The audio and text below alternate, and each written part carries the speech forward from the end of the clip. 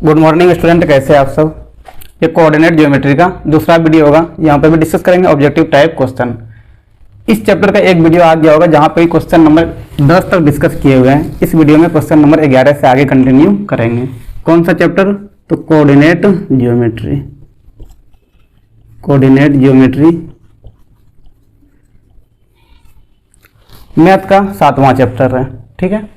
अच्छा, triangle chapter छोड़े हुए हैं तो इसके बाद ट्रायंगल चैप्टर को डिस्कस करेंगे। चलो, क्वेश्चन नंबर 11 क्या बोल रहा है कि the fourth vertex D of A parallelogram ABCD with 3 vertices are A B C and D। D निकालना है ना। फोर्थ वर्टेक्स डी क्या होगा वो निकालना है, तो बताना है कि डी क्या होगा। ठीक है। क्या दे रखा है? ABCD एक पैरेललोग्राम है, तो सबसे पहले पैरेललोग्राम बना लेते हैं। पैरेललोग्राम है ना।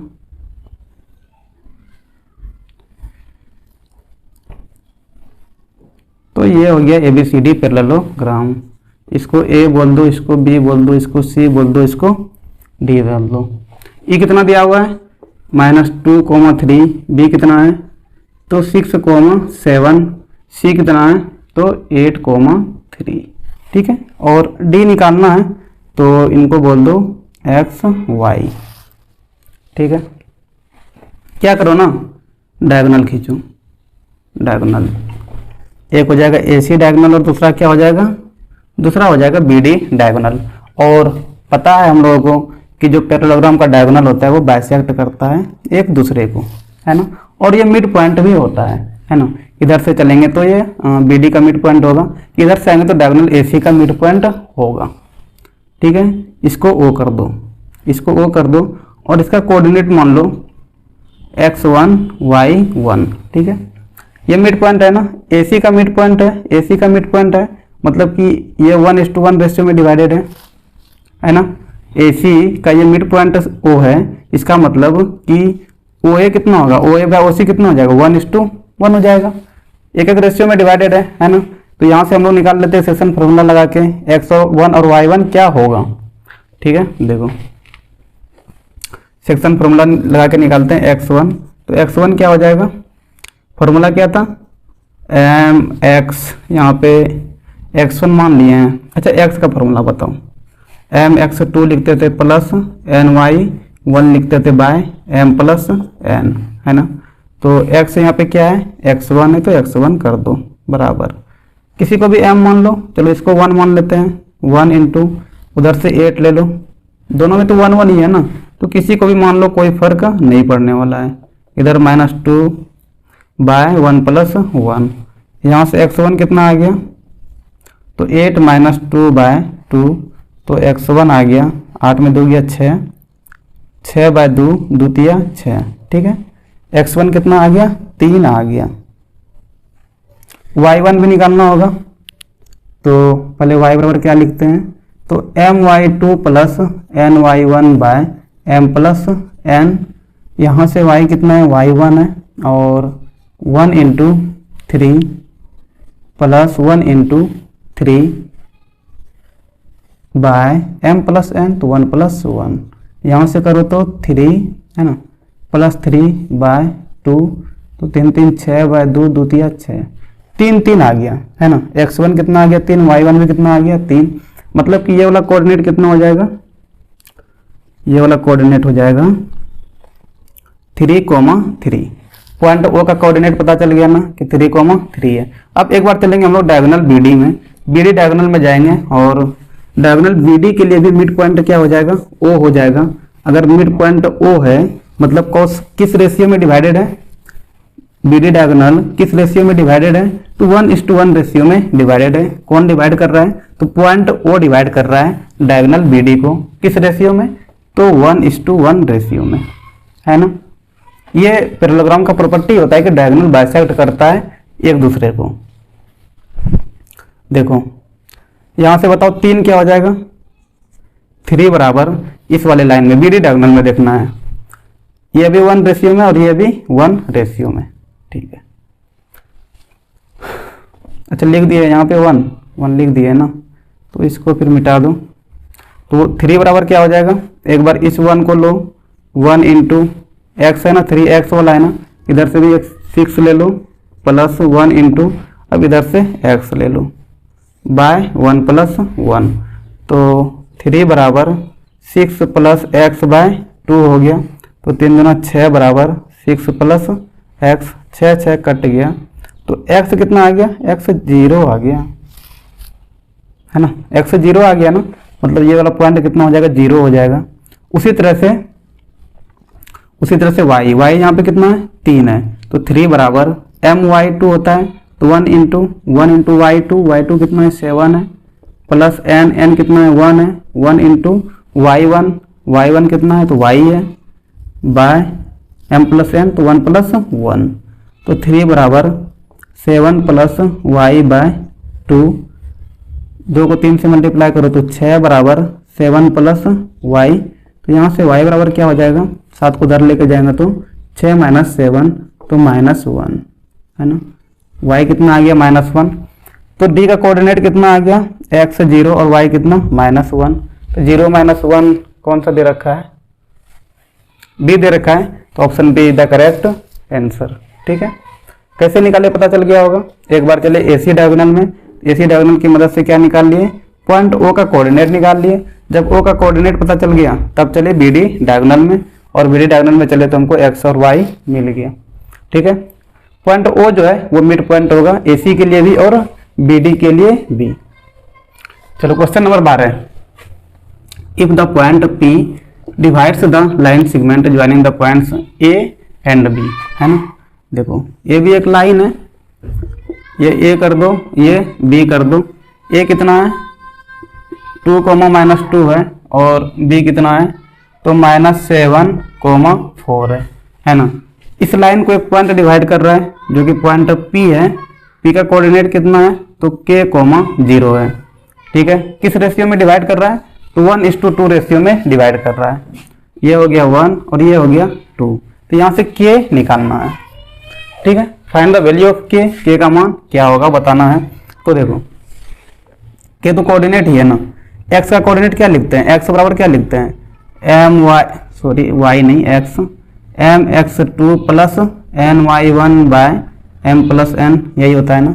x यहाँ कितना है, k है, k बराबर चलो m1 है, तो 1 इंटू x2 कितना है -7 प्लस n कितना है 2 है, इंटू y1, हाँ y1 यहाँ लिख दिए हैं, x1 भाई x1, x निकाल रहे हैं तो x2 या फिर x1 होगा, है ना, 2, उसके बाद x1 कितना है तो 2 है, बाय m प्लस n, तो 1 प्लस 2।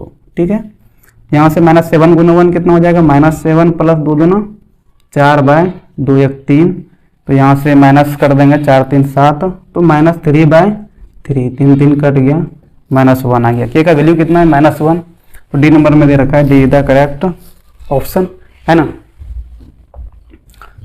ठीक है, इसके बाद करते हैं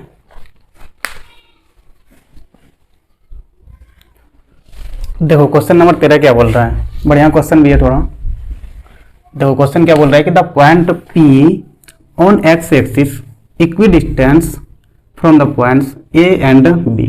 ठीक है, 2 पॉइंट दे रखा है, A कितना है -1 0 है, और B का कोऑर्डिनेट कितना है तो 5 0 है ना। ठीक है, एक पॉइंट है कहाँ पे, x एक्सिस पे। देखो इसका बनाते हैं, पहले इसको बनाते हैं।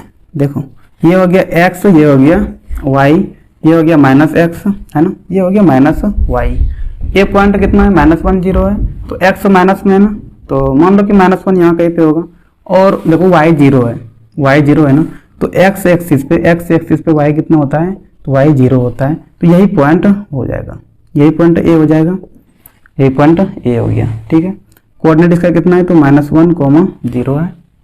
A का कोऑर्डिनेट पता चल गया, B देखो कितना है तो 5 0 है, x कितना है प्लस में है, तो ये आपका सेंटर हो गया, है ना, इसका 0 0 होता है, x भी 0 और y भी 0। यहाँ से 5 यूनिट आगे, है ना, 5 यूनिट आगे, तो मान लो यहाँ कहीं पे होगा, यहाँ कहीं पे होगा 5, है ना, तो यही पॉइंट B हो जाएगा 5, और y यहाँ पे कितना है तो y 0 है, तो x एक्सिस पे y कितना होता है 0 होता है, तो पॉइंट B कौन सा हो गया, यही पॉइंट हो गया। ठीक है, अब इसी लाइन पे कहीं पे एक पॉइंट है कहीं पे एक पॉइंट है, जो कौन सा पॉइंट है, P है, ये हो गया P, ठीक है, जो कि इक्वी डिस्टेंस पे, बराबर दूरी पे है। ये पॉइंट P जो है B पॉइंट से और A पॉइंट से दोनों के बीच में पड़ता है, ये पॉइंट P है ना, दोनों पॉइंट से बराबर दूरी पे है पॉइंट P, ये भी बोल दो। या फिर ये बोल दो कि P पॉइंट जो है B से जितना दूरी पे है उतना ही दूरी पे A पॉइंट A से भी है ना, इसको बोल दो x। अच्छा y इसका कितना हो जाएगा, तो y इसका भी 0 हो जाएगा, क्योंकि x एक्सिस पे ही है, x एक्सिस पे, तो y भी इसका भी 0 है ना। पॉइंट P बराबर दूरी पे दोनों पॉइंट से, A पॉइंट से भी और B पॉइंट से। इसका मतलब ये हुआ कि पॉइंट P जो है वो AB लाइन का मिड पॉइंट भी है, AB लाइन का मिड पॉइंट है ना, मिड पॉइंट है ना, दोनों से बराबर दूरी पे है ना, A से भी बराबर दूरी पे और B से भी उतनी दूरी पे है। इसका मतलब कि पॉइंट P लाइन AB का मिड पॉइंट है। इसका मतलब ये और ये बराबर है, तो दोनों का रेशियो क्या हो जाएगा, 1:1 हो जाएगा, 1:1 हो जाएगा, है ना। कर लो ना, AP इज इक्वल टू क्या हो जाएगा, AP इज इक्वल टू क्या हो जाएगा, BP। तो यहाँ से AP बाई BP कितना हो जाएगा, 1/1, BP नीचे आएगा तो 1 है ना, मतलब 1:1 रेशियो में है, ठीक है। रेशियो तो पता चल गया। अब x निकालना होगा, तो x निकालने का फॉर्मूला क्या है, mx2 plus ny1 by m plus n, है ना। तो x बराबर m कितना है 1, x2 कितना है तो 5 प्लस n कितना है 1, y, अरे y1 क्यों लिख दे रहे हैं यार बार बार, हम पिछले क्वेश्चन में भी लिख दिए थे। x1 कितना है तो -1 बाय 1 प्लस 1, है ना। तो 5 -1 बाय 2, तो 4/2, यहाँ से कितना हो गया 2, है ना। x कितना आ गया, x 2 आ गया, और y कितना है तो y 0 है। इसका कोऑर्डिनेट क्या हो गया 2,0, 2,0 कौन सा दे रखा है, ए नंबर में दे रखा है, तो option A is the correct answer, है ना। बी से 14 नंबर पे आ जाओ, बी नहीं 14 नंबर पे आ जाओ, है ना। क्या बोल रहा है, the coordinates of the point which reflection of point -3,5, है ना। कैलकुलेशन करने का इस क्वेश्चन में कोई जरूरत नहीं है, बिना कैलकुलेशन का ये क्वेश्चन बनेगा, ठीक है। सबसे पहले एक्सिस बना लो, एक्स एक्सिस और वाई एक्सिस दोनों बना लो, ठीक है। ये एक्स हो गया और ये वाई हो गया, ये -x हो गया, ये -y हो गया, ये सेंटर हो गया वो जिसका कोऑर्डिनेट है 0,0, ठीक है। ठीक है, पॉइंट कितना है -3,5 है ना, x -3 है ना, तो o से इधर आना होगा, 0 से इधर आना होगा, मान लो -3 यहाँ कहीं पे है, और y कितना है 5 है, प्लस में तो ऊपर जाना होगा, मान लो यहाँ कहीं पे 5 है, दोनों को मिला दो, दोनों को मिला दो, तो ये पॉइंट हो गया आपका -3,5। इसका कुछ नाम दे दो, ए नहीं दिया हुआ है वहाँ पे, हमने नाम दे दिया। अब बोले इसका रिफ्लेक्शन किसके द्वारा, किसके द्वारा, तो एक्स एक्सिस के द्वारा, एक्स एक्सिस के द्वारा इसका रिफ्लेक्शन, है ना। यही तो एक्स एक्सिस है, यही तो एक्स एक्सिस है ना, एक्स एक्सिस यही है। इसको क्या मान लो ना, इसको एक प्लेन मिरर मान लो, क्या मान लो, प्लेन मिरर मान लो, प्लेन मिरर मान लो। तो प्लेन मिरर में क्या होता है, इसको अगर ऑब्जेक्ट मान लेंगे, इसको अगर ऑब्जेक्ट यू मान लेंगे, तो प्लेन मिरर में जो भी का दूरी होता है वो यू के बराबर होता है, यू के बराबर होता है प्लेन मिरर में, और हाइट ऑफ इमेज जो होता है वो हाइट ऑफ ऑब्जेक्ट के बराबर भी होता है प्लेन मिरर में, है ना। और यहाँ पे एक्स एक्सिस कैसे बिहेव करेगा, एक प्लेन मिरर की तरह बिहेव करेगा, क्योंकि रिफ्लेक्शन कर रहा है, तो रिफ्लेक्शन के लिए मिरर तो चाहिए ही भाई, तभी तो रिफ्लेक्शन होगा, है ना। तो क्या हो जाएगा, इसके जस्ट अपोजिट में पॉइंट हो जाएगा, इसके जस्ट अपोजिट में पॉइंट हो जाएगा, है ना। ये पॉइंट ए हो गया, अगर ये वाला ऑब्जेक्ट का दूरी मान लें, है ना, इसके जस्ट अपोजिट में इतना ही दूरी पे, इतना ही दूरी पे, है ना, इधर भी वहाँ 5 है तो यहाँ -5 फिर देना होगा, है ना। मतलब ये वाला पॉइंट इसको मिला दो, ये वाला पॉइंट, ये -3 है ना, तो -3, -5 इसको बोल दो ए डैश, ठीक है। देखो बराबर दूरी पे हो गया ना, ये जितना दूरी है, ये दूरी कितना है तो 5 है ना, ये भी दूरी कितना हो गया, ये दूरी भी कितना हो गया, तो ये भी 5 हो गया, लेकिन कोऑर्डिनेट में लिए तो -5 हुआ, है ना, -5 हुआ, लेकिन ये 5 हुआ, लेकिन डिस्टेंस कितना है, डिस्टेंस दोनों का बराबर ही तो है, 55 यूनिट ही तो है ना। ये अगर एक्स एक्सिस से 5 यूनिट ऊपर था, तो नीचे वाला एक्स एक्सिस से 5 यूनिट नीचे आया है ना, 5 यूनिट नीचे है, लेकिन दूरी तो बराबर ही है ना, वो अलग बात है। इसका कोऑर्डिनेट +5 में, इसका कोऑर्डिनेट -5 में, वही तो निकालना था कि कोऑर्डिनेट क्या होगा, है ना, कोऑर्डिनेट क्या होगा। अगर x यहाँ से देखें, x एक्सिस को देखें तो कितना दूरी पे है ये पॉइंट कितना दूरी पे है, ये वाला कितना दूरी पे है, तो -3 है ना। तो ये वाला भी कितना दूरी पे है, देखो ये भी कितना है, तो -3 है ना, दोनों बराबर हो गया ना। डिस्टेंस देखें तो 3 यूनिट, ये भी 3 यूनिट, और इसका कोऑर्डिनेट माइनस में आएगा और इसका भी माइनस में ही आएगा, है ना। तो पॉइंट ए का कोऑर्डिनेट क्या निकल गया, ए डैश का -3, -5। रिफ्लेक्शन पॉइंट पूछा था बस, है ना। रिफ्लेक्शन पॉइंट -3, -5 कहाँ है, -3, -5 छूट गया क्या ऑप्शन लिखने में, एक सेकंड में ऑप्शन देख लेते हैं एक बार।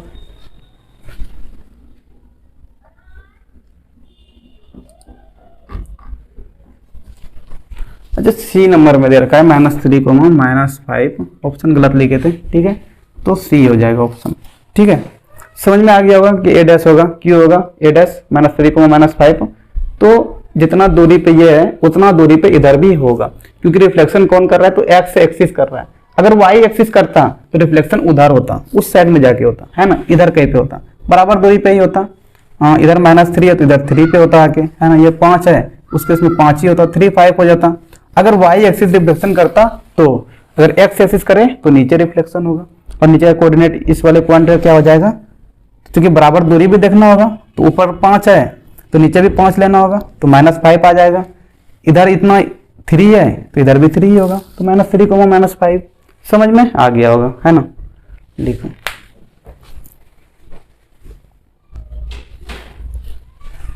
देखो क्वेश्चन नंबर 15 क्या बोल रहा है वही सब रिपीटेड क्वेश्चन है ना। 15, 16 उतना कुछ खास क्वेश्चन नहीं है, लेकिन फिर भी चलो बनाते हैं, तुम लोग का लेवल से खास ही है ना। If the point P divides the line segment joining A and B in the ratio 3:1, कौन कौन सा पॉइंट है, A पॉइंट और B पॉइंट। तो एक लाइन खींच लो, इसको बोल दो A पॉइंट, इसको बोल दो B पॉइंट। इसका कोऑर्डिनेट कितना है, तो इसका कोऑर्डिनेट है 6, 5, इसका कोऑर्डिनेट कितना है, तो 4, y है ना। कोई एक पॉइंट है बीच में जो कि डिवाइड कर रहा है इस पूरे लाइन को, इस पॉइंट को क्या बोल दो, P दिया हुआ ही है, कोऑर्डिनेट कितना है, तो 6, 2 है। किस रेशियो में कर रहा है, तो 3:1 रेशियो में कर रहा है, तो y निकालना है ना। जो यहाँ पे y दे रखा है इसको निकालना है, चलो निकालते हैं, y निकालना है ना। तो बताओ इसको बोल दो, इसको क्या बोल दे, इसको अभी y बोल दो, है ना, यहाँ पे 2 जो इसको y बोल दो, और इसको अभी क्या बोल दो, फिलहाल के लिए इसको y2 बोल दो, और इस वाले को y1 बोल दो, नहीं तो कंफ्यूजन सा होने लगता है कि कौन सा y है कौन सा y1 है ना। तो y निकालने का फॉर्मूला क्या होता है, ये वाला y निकालने का फॉर्मूला क्या होता है, तो y बराबर होता है m, अच्छा इसको m बोल दो, इसको n बोल दो। अगर उधर पहले कंफ्यूजन हुआ होगा तो यहाँ पे आके सब खत्म भी हो जाएगा, है ना। क्या होता है m y2 plus n y1 by m plus n, ठीक है। तो यहाँ से अब वैल्यू रखो, y कितना है, तो y यहाँ पे 2 है तो 2 रख दो, m कितना है, 3 है, 3 गुना y2 कितना है, तो y है, प्लस n कितना है, 1 है, इंटू y1 क्या है, तो 5 है, बाय m प्लस n, तो 3 + 1 है ना। तो यहाँ से हो गया 3y प्लस 5 बाय 3 1 4 है ना।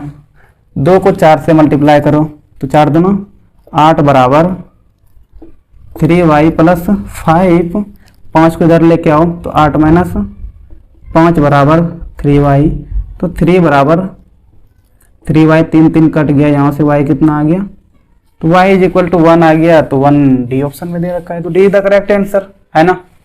सिंपल था ना। यहाँ पे आके वो जो फॉर्मूला लिख रहे थे वो भी खत्म हो गया होगा, क्योंकि यहाँ पे क्लियर कर दिए y1 क्या होता है, y क्या होता है, y2 किसको बोलते हैं। ऐसे ही x वाला भी होता है ना, इनको x लेते हैं तब x बराबर ये वाला फॉर्मूला लगाते हैं, यहाँ पे सिर्फ x2 हो जाता है, यहाँ पे x1 हो जाता है। उस केस में यह क्या हो जाएगा, इसको x2 रख लो और इसको x1 कर लो, चूंकि इसको y1 किए हुए हैं, ठीक है। चलो क्वेश्चन नंबर 16, इफ p क्या है a/3, 4 is the mid point of the line segment joining the point Q and R। एक लाइन है QR एक लाइन है, क्यू का कोऑर्डिनेट कितना है तो -6,5 है और आर का कोऑर्डिनेट कितना है तो -2,3 है। ठीक है, इसका मिड पॉइंट है पी मिड पॉइंट है जिसका कोऑर्डिनेट है a/3,4 है ना, मिड पॉइंट है ना। इसका मतलब ये 1:1 रेशियो में इस पूरे लाइन को डिवाइड करेगा, है ना, दो पार्ट में डिवाइड करेगा। एक QP, हाँ एक QP हो गया और एक PR। QP/PR कितना हो जाएगा तो 1:1 हो जाएगा। जब भी मिड पॉइंट आ जाए, मिड पॉइंट उस पूरे लाइन को दो पार्ट में डिवाइड करता है और उनका रेशियो क्या होता है तो 1:1 होता है ना। अब तक तो बहुत जगह यूज किए हैं तो याद हो गया होगा। फिर से यहाँ वही करेंगे, इसको मान लो x1, इसको क्या मान लेना है x और इसको x2। तो बताओ, अच्छा इसको m कर लो और इसको n कर लो। चलो इस x का फॉर्मूला क्या होता है तो x बराबर mx2 plus nx1/m plus n। तो x कितना दे रखा है तो a/3 बराबर m कितना है तो 1 है, 1 इंटू x2 कितना है -2 प्लस n कितना है 1 और ये कितना है -6 है बाय m प्लस n तो 1 + 1। जब रेशियो बराबर रहे ना तो 1:1 रेशियो में जब रहे ना तो कोई फर्क नहीं पड़ता है कि तुम x2 किसको ले रहे हो x1 किसको ले रहे हो, फर्क नहीं पड़ता है। लेकिन जब रेशियो बराबर नहीं होगा, जैसे कि यहाँ पे रेशियो 3:1 में था लेकिन यहाँ पे फर्क पड़ जाता है ना, अगर हम x2 x1 मानने में इधर कर देते तो ठीक है। लेकिन यहाँ पे कोई फर्क नहीं पड़ेगा क्योंकि यहाँ पे रेशियो 1:1 दोनों का है, तो तुम किसी को भी x2 x1 मान लो, कोई फर्क नहीं पड़ने वाला। a/3 बराबर -2, यहाँ पे -6/1 + 1 तो -8/2 तो कितना आ गया -4 आ गया। तो a/3 बराबर -4, यहाँ से a कितना हो गया 3 × 12 तो -12, a = -12। तो b में दे रखा है तो option B is the correct answer, है ना। समझ में आया होगा, नहीं आया तो कमेंट कीजिएगा, ठीक है। चलो अगला क्वेश्चन करते हैं। देखो क्वेश्चन नंबर 17 क्या बोल रहा है टोटल 19 क्वेश्चन दे रखा था, है ना, 3 क्वेश्चन बचा हुआ था इसी में लिख दिए हैं, ठीक है। क्वेश्चन नंबर 17 क्या बोल रहा है, if the distance between the points, एक ये पॉइंट और एक ये पॉइंट है और इसके बीच का डिस्टेंस कितना है तो 5 है, then the value of p is, यहाँ पे जो p दे रखा है इसका वैल्यू निकालना है, ठीक है। डिस्टेंस दे रखा है तो डिस्टेंस फॉर्मूला लगाएंगे, है ना। अगर किसी रेशियो में डिवाइड करते हैं तो सेक्शन फॉर्मूला लगाते हैं। तो यहाँ पे डिस्टेंस दे रखा है, चलो आंसर कितना नंबर तो 17 नंबर का, ठीक है। क्या है डिस्टेंस फॉर्मूला, डिस्टेंस बराबर क्या लिखते हैं अंडर रूट x2 - x1 का whole square plus y2 - y1 का होल स्क्वायर। डिस्टेंस कितना दे रखा है 5 है ना, अंडर रूट, चलो x2 किसी को भी मान लो, चलो हम 1 को मान लेते हैं, आप चाहे तो 4 को भी मान सकते हैं, कोई दिक्कत नहीं है। तो यहाँ पे 4 x1 को मान लो तो 1 - 4 प्लस स्क्वायर, है ना। यहाँ पे y2 क्या हो जाएगा 0 माइनस y1 क्या हो जाएगा p का होल स्क्वायर, ठीक है।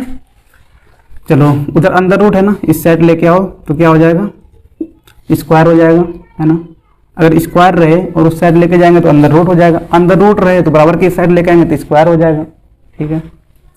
बराबर यहाँ पे 1 - 4 कितना हो जाएगा तो -3 का स्क्वायर प्लस -p का स्क्वायर, है ना, 0 कोई फर्क नहीं पड़ने वाला है तो -p ही हो जाएगा। 5 × 25, ये कितना हो जाएगा 9 प्लस p का स्क्वायर, इधर लेके आओ तो 25 - 9 बराबर p स्क्वायर, कितना हो गया ये 16 हो जाएगा क्या, 25 में 9 घट जाएगा 16 ना, 15 में 9 गया 9 × 15, हाँ ठीक है।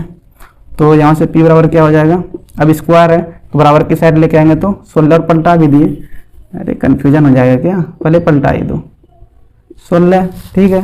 अब बताओ p बराबर क्या हो जाएगा अंडर रूट 16, स्क्वायर था बराबर के उस साइड लेके चले गए तो क्या बन गया अंडर रूट बन गया।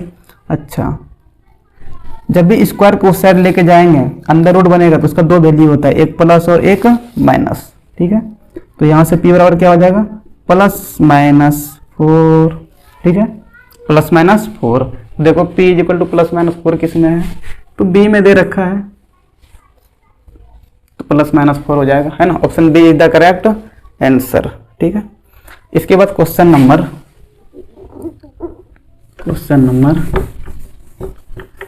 18 को एक बार पढ़ो तुम लोग, उसके बाद करते हैं। देखो क्वेश्चन नंबर 18 क्या बोल रहा है कि AOBC एक रेक्टेंगल है, रेक्टेंगल बना लो, सीधा होगा है ना, रेक्टेंगल है ना, सीधा होगा। ठीक है, ये एक रेक्टेंगल हो गया। क्या दिया हुआ है AOBC, तो AOBC हमने कर दिया ना, है ना। सबका कोऑर्डिनेट दे रखा है, ए कितना दे रखा है तो 0,3 है, ए हो गया आपका 0,3, वो कितना है 0,0 है।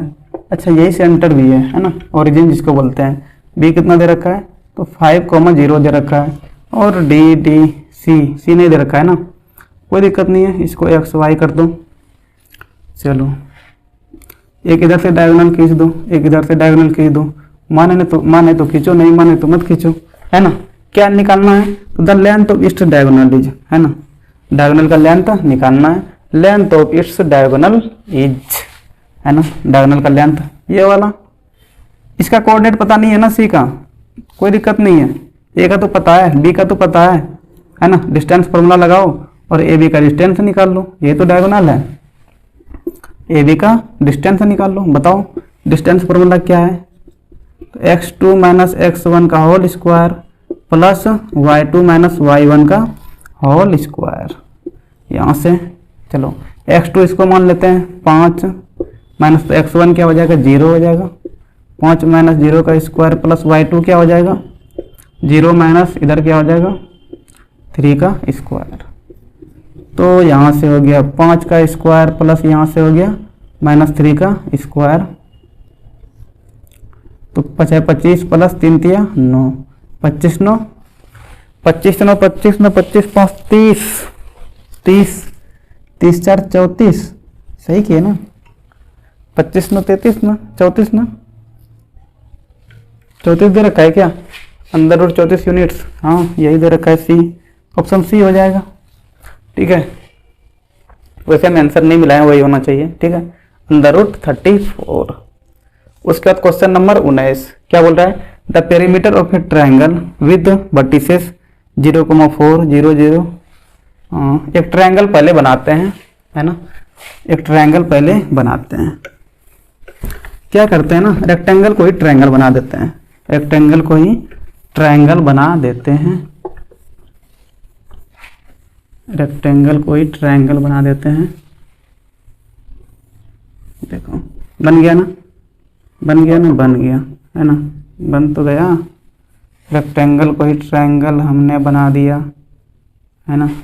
क्या क्या वर्टिसेस दे रखा है, तो एक 0,4 है, 0,4, एक क्या है तो 0,0 0,0, और क्या है तो 3,0 है, 3,0 है।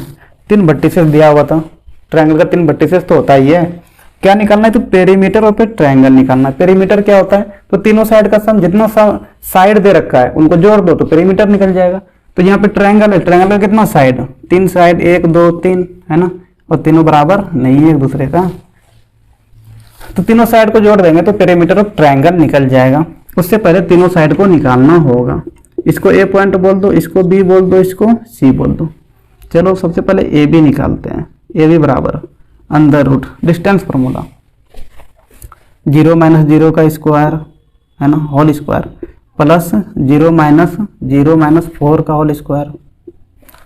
तो यहाँ से क्या हो जाएगा, ये तो पूरा खत्म हो गया, ये -4 का होल स्क्वायर, तो 4 चौके 16, फिर 16 का अंदर रूट 4 ही हो जाएगा। ए बी कितना आ गया 4। उसी तरह निकाल लो, ए बी निकल गया ना, बी सी निकाल लो।